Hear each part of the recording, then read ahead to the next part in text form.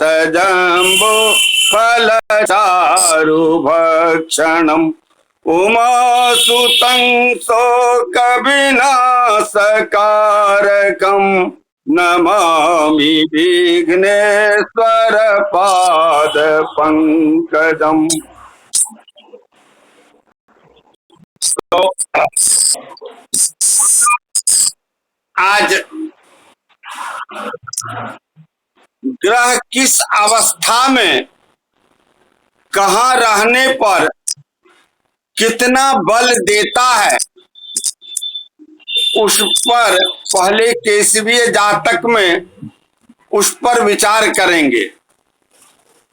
तो केसवीय जातक पद्धति का 14वां और 15वां श्लोक है।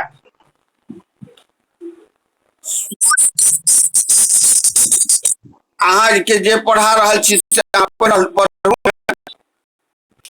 सोचे रूपं त्रिकोणे चरण विरहितं स्वर्क्षगेर्धं तयोष्टांग साश्चाधिष्टर्क्ष इष्टर्क्ष युधि च चरणः स्यात् क्षमर्खेष्टमंसः भूषांसो भैरिगेहेध्यरि भयुजी रदांसश्च नीचे खमीसा दिष्टंगेहे तदनेकमद मसदथ दलं खट सुकार्दे तदैक्ये। अब कहते हैं सोचे ग्रह की अपनी राशि होती है और अपना उच्च होता है, अपना मूल त्रिकोण होता है, सम होता है, शत्रु होता है, अधिमित्र होता है और अधिशत्रु होता है।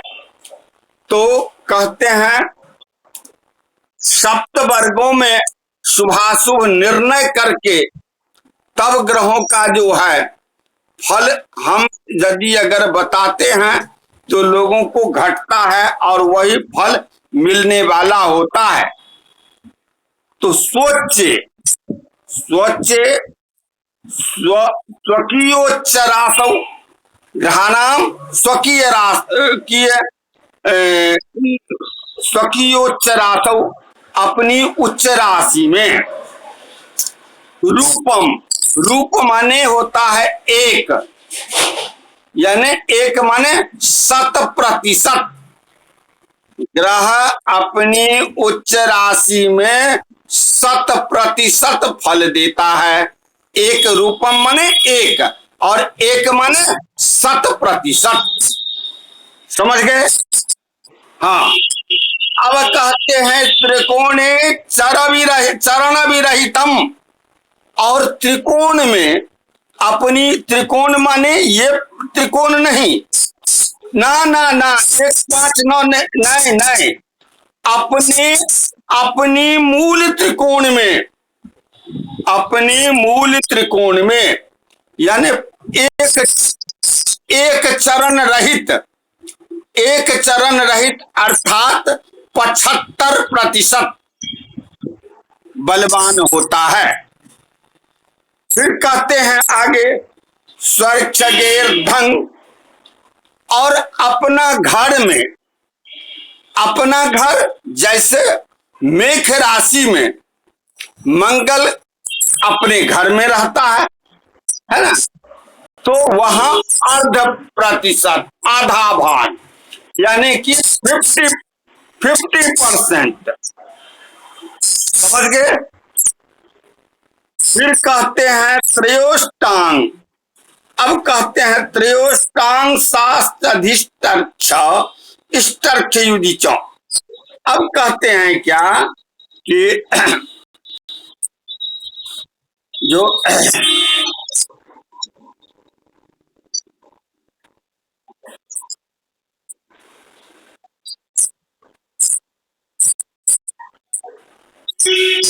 अधिमित्र जो है, अपने अधिमित्र, अब ये हम कल बता देंगे कि मित्र, सम और फिर कहते हैं अधिमित्र, शत्रु और अधिसूत्र, इस प्रकार पंचधा मैत्री होता है, जो आप लोग प्रथम खंड में जन्मपत्र दीपक में पढ़ चुके हैं।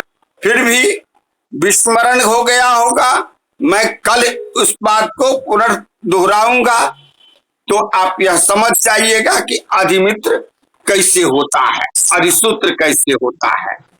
तो जब ग्रह अपने अधिमित्र में रहता है तो त्रिगुणिताष्टमांश, माने अष्टमांश, एक का आठवां भाग, एक 100 का आठवां भाग, और उसको आप 8 से गुना कर दीजिए तो उतना, अर्थात 22 अंश 30 कला जो है पर रहते हैं वह बलवान।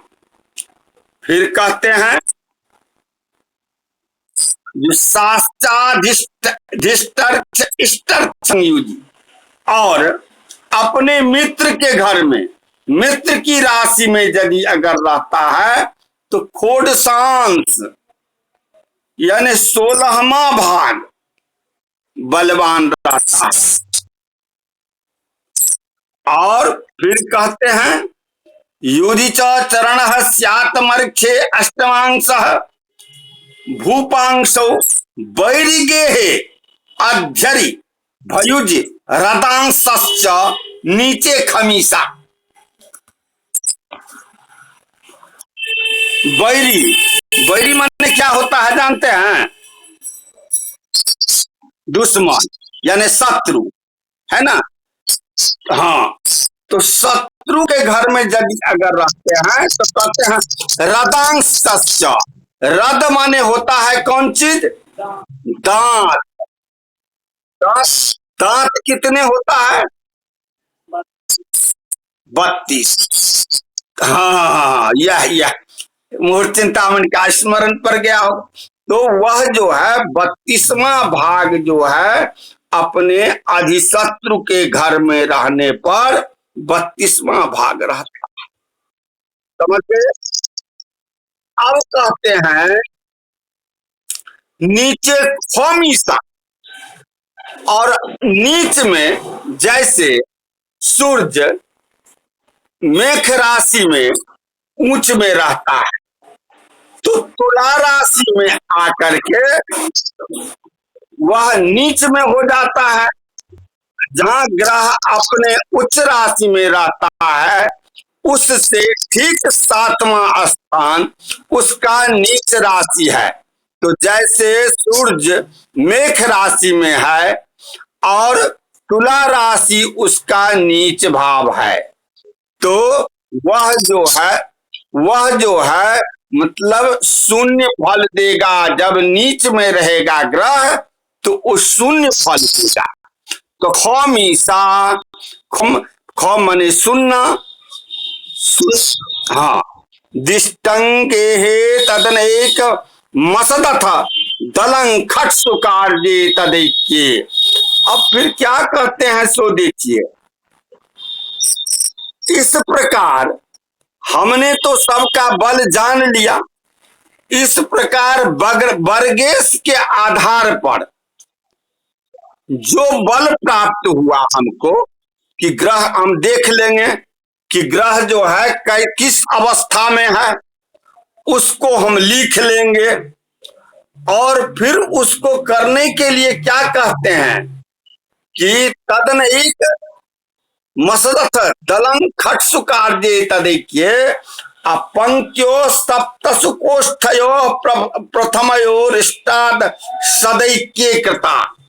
अब उसको हम एक में घटा लेंगे, क्योंकि पूर्ण बल एक माने 1%, एक माने 100%।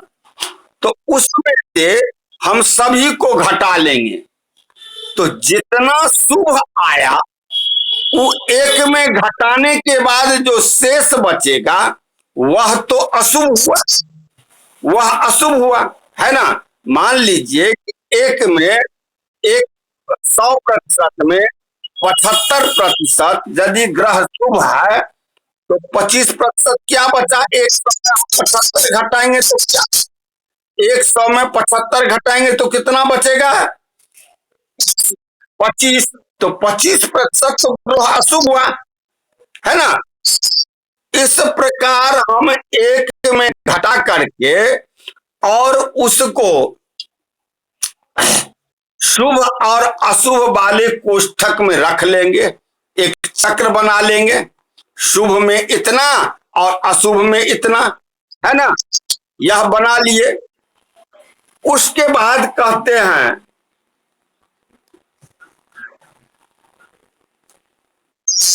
अदलादि कृतापे स्थापे हो दलादि खट सुच तदर्थे वर्गपानां पृथक कृतोक्त्या सदद द्युति निज निजे तन्निद्र इष्टाशुभे वर्गे खगो जतो सदतोर घातात् पदग्ने स्फुटे। अब देखिए, अब क्या कहते हैं सो सुनिए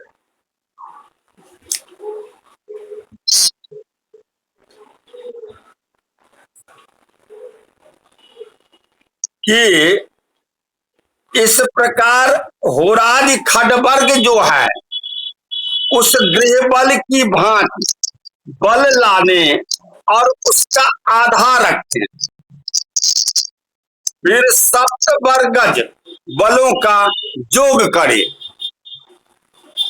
अब उसमें जितना ग्रह का राशि में, नवमांश में, दशमांश में, द्वादशांश में, होरा में जितना बल आया है उसको कहते हैं ये क्या? तो दलेर, दो से भाग देने के लिए, दो से हम भाग देंगे तो उसका बल मान लीजिए 100 में हम 100% है, उसमें दो से अगर हम भाग दिए तो 50% हो जाएगा ना। तो दल माने उस बल को आधा कर देने के लिए कहते हैं। और साथ साथ कोष्टक के शुभ और अशुभ दो पंक्ति लिख करके शुभ पंक्ति में प्रथम गृह कोष्टक में उपरोक्त शुभैक्य चतुर्थांश और अशुभ पंक्ति के प्रथम गृह कोष्टक में अशुभैक्य का चतुर्थांश स्थापन कर देना चाहिए। अब उसमें होरादि खडवर्ग में गृहस्थापित जो फल होता है उसका हम आधा भाग लिख देंगे। फिर वर्गेशों को, वर्गेश जो है उसको अलग अलग कर देंगे। जैसे वर्गेश कौन सा हो गया? तो मान के चलिए कि जैसे सप्तवर्ग नवमांश करते हैं, खडवर्ग में एक नवमांश आया तो लग्न का स्वामी जो हुआ वह लग्नेश हो गया है? और वही यदि अगर लग्नेश बलवान होकर के उसमें भी जो हमारा प्रथम लग्न वाला भाव कुंडली है उसमें भी बलवान है, सब में यदि अगर बलवान होते आया तो उसको हम 1 नंबर में रख लेंगे, है ना, जो सबसे बड़ा बलवान हुआ ग्रह।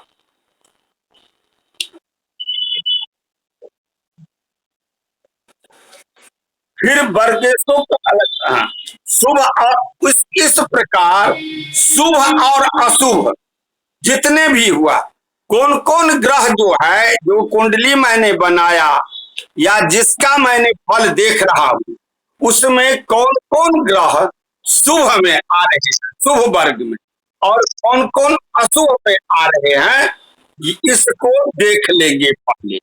और देखने के बाद क्या करना है? तो उसको करना है जो वर्गेश तथा वर्गस्थ दोनों ग्रहों की शुभाशुभ घात के मूल के गुणा करने से स्पष्ट शुभाशुभ आएगा। अब देखिए, यह एक जो है गणित बनाने के लिए कह दिए, ये तो समझा दिए कि आपने ऐसे जो है जो शुभ और अशुभ है उसको अशुभ का एक जगह, शुभ का एक जगह रख दीजिए। और दोनों का जो है इसमें कहने का तात्पर्य दिया है इनको कि आगे जाकर के ये आपको फलादेश करेंगे महादशा की। हम लोग किस ग्रह का महादशा है, किस ग्रह का अंतरदशा है, उसका फल कहते हैं ना।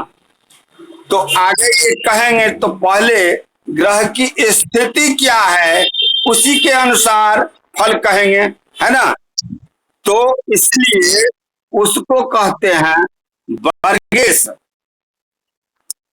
और वर्गस्थ। एक तो वर्ग के स्वामी कौन है, दूसरा वर्ग में कौन है।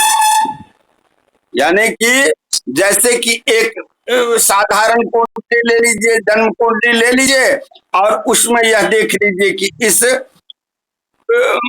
भाव के स्वामी कौन है, वो भावेश हो गए।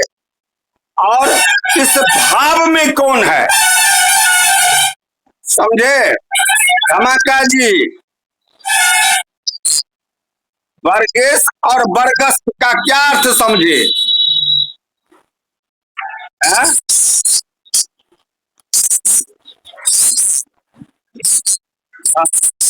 हाँ, और वर्गस्थ माने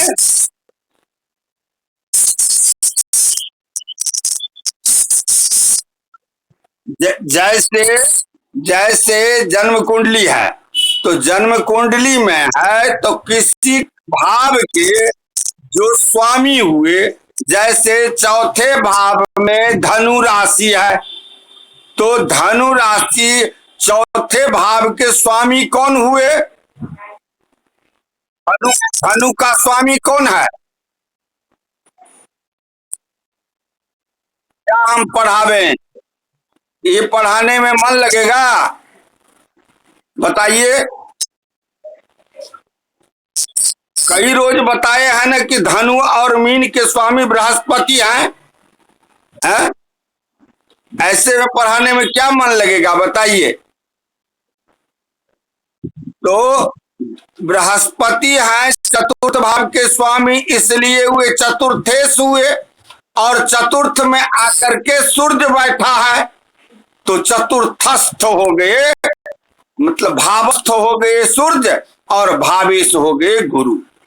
अब इनका क्या, इसी प्रकार वर्गेश वर्ग के स्वामी और वर्गस्थ वर्ग में, तो इन दोनों ग्रहों का शुभाशुभ घात, मतलब घात माने होता है गुना, और गुना के मूल, और गुना के मूल से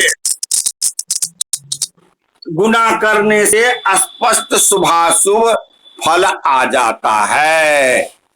अब यह कहते हैं, कुछ समझाने के लिए यहां कहे हैं कि जिन ग्रहों का स्व उच्च और मूल त्रिकोण तथा स्वगृह एक ही होता है, ऐसे भी तो ग्रह है जिसका अपना उच्च राशि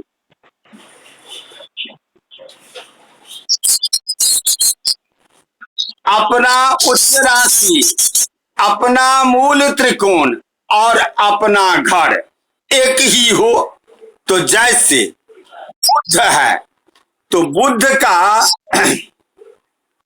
विंशत्यंशा सिंहे त्रिकोणमपरे स्वभवनमर्कस्य। अब देखिए 20 अंश तक सिंह का में सूर्य का मूल त्रिकोण होता है, 20 अंश तक सिंह राशि में सूर्य का मूल त्रिकोण होता है। तदुपरांत 20 अंश से लेकर के और 30 अंश तक अर्क का यानी सूर्य का घर होता है, समझे।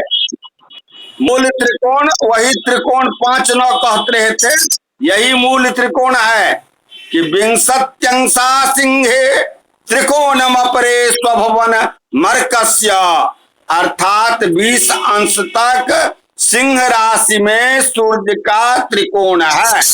अपरे अपरे माने इससे ऊपर, स्वभवन यानी अपना घर है। सिंह राशि में सूर्य का। उच्चंग भाग तृतीयं वृख इंदोह स्याद त्रिकोणम अपरेंसा। अब देखिए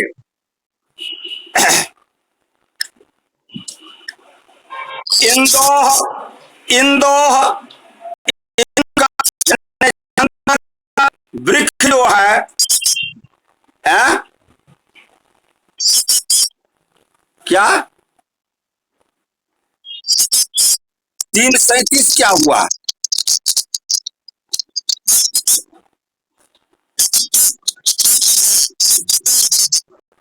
किसका किसका? चंद्रमा का वृक्ष अपना घर है। चंद्रमा का वृक्ष अपना घर है। या तो पहले सुन लीजिए तब जब आप लोग यही किए हैं कि मतलब जितनी देर हम पढ़ावेंगे वही आप पढ़िएगा, उसके बाद पुस्तक देखना नहीं है, तो कम से कम सुन तो लीजिए। सीखी उसी दिन पढ़ाए थे ना। भागस तृतीयं वृख इंदोह इंदोह चंद्रस्य उच्चम भागः तृतीय अंश पर्यंत वृक्ष राशि है। वृक्ष राशि जो है चंद्रमा का 3 अंश तक उच्च है और त्रिकोण अपरेंसा, और वृक्ष राशि में अपर यानी 27 अंश तक उनका चंद्रमा का मूल त्रिकोण है। समझ गए? द्वादश भागा मेखे त्रिकोण मपरे स्वभवन्तु भौमस्य। अब कहते हैं भौमस्य द्वादश भागा मेखे। मेष राशि में मंगल का 12 अंश तक उच्च है। अपरे उच्च नहीं मूल त्रिकोण है। मेष राशि में 12 अंश तक मंगल का मूल त्रिकोण है। अपरे स्वभवन्तु भौमस्य, और 18 अंश तक अपना घर है मंगल का। मंगल का मेष राशि में 12 अंश तक मूल त्रिकोण है, उससे ऊपर 18 अंश तक उसका मूल त्रिकोण है। और हम कल सब पूछेंगे, कल हम निश्चित रूप से पूछेंगे, ये भी कह देते हैं। उच्चमथो कन्यायां बुधस्य तिथ्यं सकैः सदा चिन्त्यम् परतस्त्रिकोण जातं। अब कहते हैं बुधस्य कन्यायां तिथ्यं सकैः उच्च, अर्थात तो तिथि कितना होता है? 15। तो तिथि शब्द से 15 का बोध होता है। तो 15 अंश तक कन्या राशि में बुध उस पर रहता है, और बाद में 15 अंश तक उसका जो है मूल त्रिकोण रहता है। पंचभिरंग सहिष्यराजिसं परतः दशभिर्भागैर्जीवस्य त्रिकोण फलं स्वभं परश्चापि। अब कहते हैं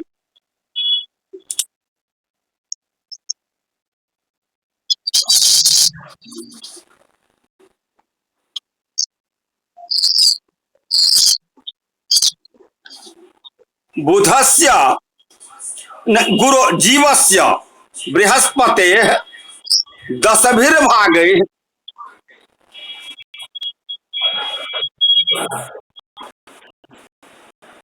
त्रिकोण धनु राशि में बृहस्पति 10 अंश तक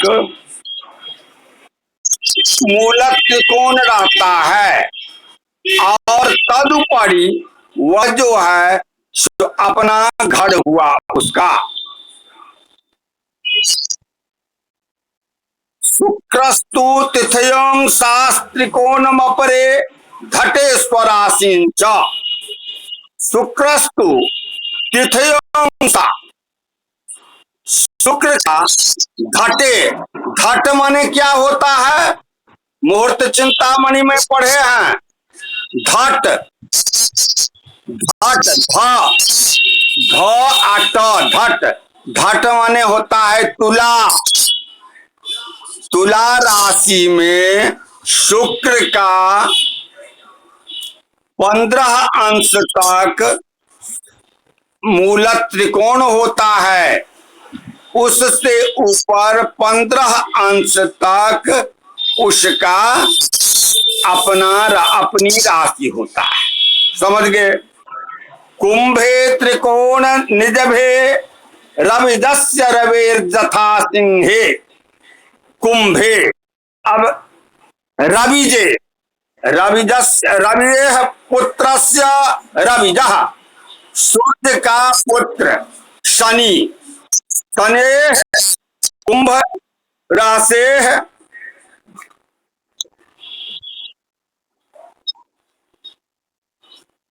कुंभे त्रिकोण निजभे रविदस्य रवेर्जथा सिंहे। सूर्य का जिस प्रकार सिंह राशि में जितने अंश तक उसका मूल त्रिकोण रहता है, अर्थात विंशत्यंशा सिंह पढ़े हैं ना ऊपर में, उसी प्रकार 20 अंश तक कुंभ राशि में शनि का मूल त्रिकोण रहता है और उससे ऊपर 10 अंश तक कुंभ राशि में शनि का अपना घर होता है। इसको ध्यान से रखना है और कल हम ये पूछेंगे पक्का। हो गया? चलिए बृहत संहिता में निकालिए वज्रलेप विधि।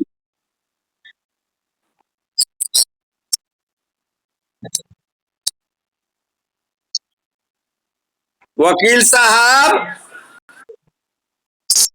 आप बच जाते हैं, आप न कुछ बोलते हैं न कुछ नहीं करते हैं। आप कल हम आपसे पूछेंगे। नहीं तो कल पूछेंगे। चलिए वज्रलेप बनाने की विधि।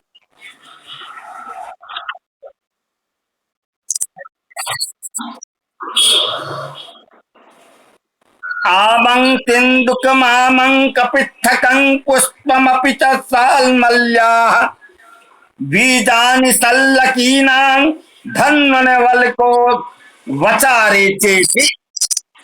अब देखिए आमं, आम माने आम फल नहीं होता है।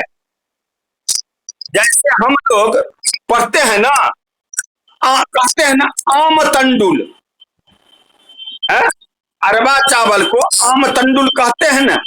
क्या हुआ? कच्चा चावल, तो आम माने होता है कच्चा। समझ गए? तो आमं तिन्दुक मामं कपित्थकम, यानी तेंदु के कच्चे फल, तेंदु के कच्चे फल।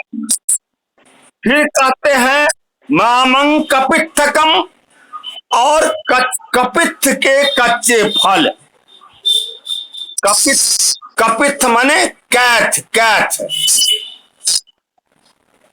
और फिर कहते हैं पुष्पमपि च साल्मल्याः, सालमली का, सालमली माने सालकी का मतलब वृक्ष के फूल, सेमल, सेमल का फूल। और सल्लकी, सल्लकी के बीज, बीजानि सल्लकी नाम, सल्लकी के बीज। फिर कहते हैं धन्वन बल को और धन्वन वृक्ष के बलकल माने छाल। हाँ, बच बच चेति, इतने को जो है एतैः एतैः सलिल द्रोण, द्रोण परिमित जल में, सलिल माने जल होता है, जल में क्वाथयितव्यो अष्टभाग से खस्या। अब उसको कढ़ा बनाइए, सब एक में, एक द्रोण जल में डाल दीजिए और उसका 8वां भाग जब वह जल बच जाए तब उसको क्या कीजिए, अवतार जोस्या, उसको उतार लीजिए। अवतार जस्या च कल को द्रव्य रेतै समनुयोज्य, और उसमें उतार लेने के बाद कल को द्रव्य रेतै सम, श्रीबास कर सगुगुल भल्लातक कुंदरूक सर्जरसैः अतसी बिल्लोश्च जुतः कल्कोयं वज्रलेपाक्षः। और उसमें यह क्या कर देना है, सो देखिए कि वृक्ष का एक श्रीबासक वृक्ष होता है, उसका गोंद, इसके बाद गुगुल, बोल, भिलावा, कुंदरूक, यानी कुंदरूक देवदारू का वृक्ष होता है, उसको कुंदरूक कहा जाता है, कुंदरूक, सर्जरसई है यानी सखुआ, सर्जन माने सखुआ होता है, सखुआ का रस, सर्जरसई। अतसी बिल्लो इश्चा, और अलसी एक पेड़ होता है, और बेल का तो हम लोग जानते ही हैं। इस सब का रस उसमें मिला देना है। जुतः कल को यंग वज्रलेपाक्षः, और सब को पीस करके उसमें हम एकीकृत मिला देना है, वज्रलेप तैयार हो गया। अब इस वज्रलेप को क्या करना है, तो प्रासादहर्म्य बल भी लिंग प्रतिमा सुकुड्य कूपेषु संतप्तो दातव्यो वर्ष सहस्रायुत स्थायी। अब देखिए इसका कितना, इसमें इस वज्रलेप में कितना सामर्थ्य है, यह देख लीजिए। प्रासाद, प्रासाद जो बड़ा बड़ा महल होता है, राजाओं के दरबार में बड़ा बड़ा जो महल है, वो यदि अगर कहीं से फट गया है तो उसमें यह गर्म करके देने से फिर बल भी लिंग, और हवेली में बल भी, शिवलिंग आदि कहीं टूट जाता है, फूट जाता है, देव प्रतिमा, देवताओं के प्रतिमा में दीवाल फट गया, उसमें कूप का दीवाल फट गया, उसमें यदि अगर हम इसका प्रयोग करते हैं तो 1 करोड़ वर्ष तक वो दीवाल हिल नहीं सकता है। इतना इसका प्रमाण है कि 1 करोड़ वर्ष तक यह वो दीवाल टस से मस नहीं हो सकता है। अब वज्रलेप तो आप बना सकते हैं धमाका जी, ये यदि अगर हम खोजेंगे तो ये सब तो मिल ही जाएगा। अब मिलने के बाद क्या कहता है, 1 द्रोण जल में उसको जो है मतलब औंट देना है, और 8वां भाग जब वो जल रह जाएगा तब उसमें जो मिलाने के लिए कहा है सब पीस करके मिला देंगे, वो तैयार होगा वज्रलेप। इतना सा वज्रलेप अगर बेचिएगा तो उसमें कितना से कितना जो है रुपया हो जाएगा, नहीं होगा। चलिए अब कहते हैं वज्रलेप के अन्य प्रकार। दूसरे प्रकार कैसे बनाया जाता है उसका कहते हैं। लाक्षा कुंदरु गुगुलु गृह धूम धूमक पित्त बिल्व मध्यानि नाग फल निम्बतिंदु कम तन फल मधुक मंजिष्ठा सर्जर सरसा मलकानी प्रथम गुणेरयमपि देखो।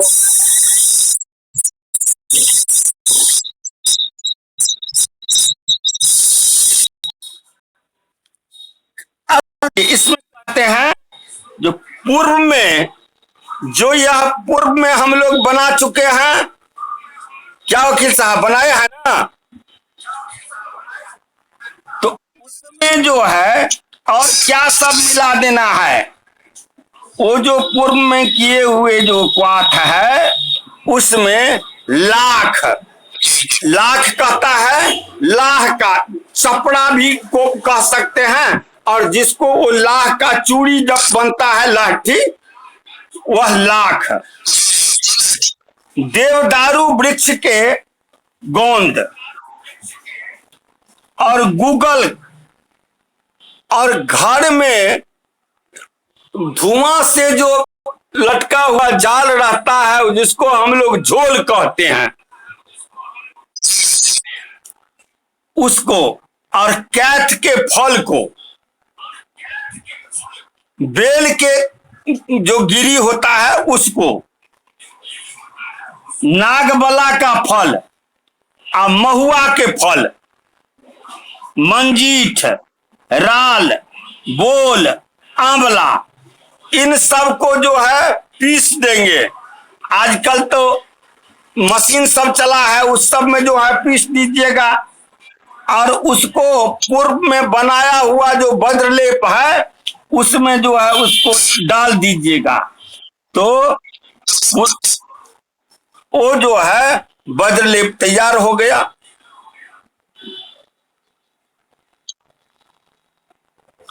फिर कहते हैं पूर्व सिद्ध किए हुए काढ़े में गाय, भैंस, बकरा,